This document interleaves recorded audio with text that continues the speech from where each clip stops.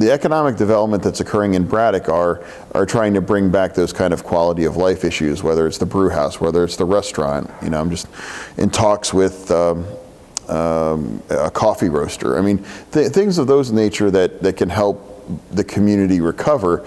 But I never started this with the expectation that we were going to bring Braddock back to the way it was, you know, at its apex when there were 20,000 people living here. That's just not possible. I think what most people would notice about Braddock is that there's a lack of, I call them, you know, quality of life businesses. You know, this was a major shopping destination for people throughout the valley.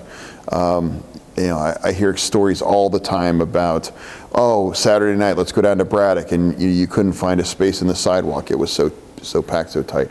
You could not build the homes fast enough. You couldn't fill the orders, you know, but it all did go. And that's, if anything, it's a lesson to society as a whole is that however you feel and think and sound your strategy is, you know, like there are things that can come right out of nowhere that nobody sees, and it can, you know, absolutely devastate a region the way it has Braddock. I mean, think about living in a place that had 20,000 people when you lived there, you know, and still living in a place that has 2,500. Like, and what happens between point A and point B in terms of the chaos and the upheaval, and when the mills were falling like dominoes, starting in McKeesport all the way up to the Cary Furnace site and in the Hazelwood. I mean, it almost must have felt apocalyptic at one point.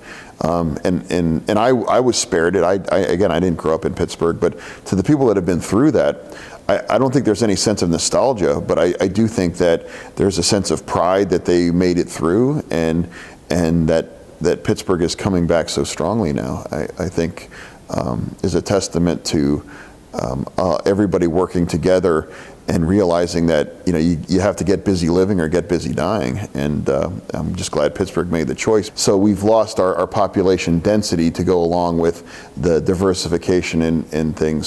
When 9 out of 10 people decide that this isn't a community that you want to live in anymore, you know, how do you pick up the pieces and what direction do you go, you know, after that fact? So it's you know, starting from kind of a really, really low and challenged baseline like we did, it's about just, you know, base hits. It's like there isn't going to be that grand slam. Levi's was a great investment to the community. The urban farm is great. The restaurant is going to be great. The Brew Gentleman's great. Ink Division's great.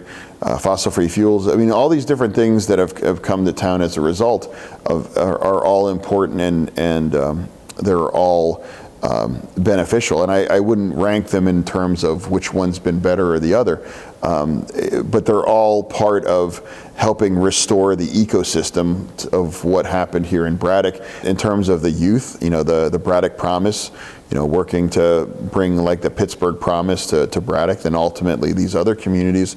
You know, it all has to start somewhere, and these are pressing problems that need a solution, and it's not going to get better without a strong sense of intervention and investment, and that's what's necessary and that's what's needed. You know, so we've enjoyed a lot of, you know, successes and good things have happened.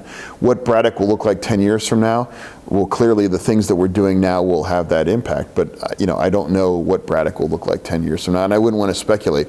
All I hope is that it gets more fair, more just, more safe. I mean, as long as we continue our strong streak on public safety, you know, everything else is just gravy. What keeps me up at night is you know, what happens to all these little communities out here? You know, what's it going to look like 10 years from now, 20 years from now?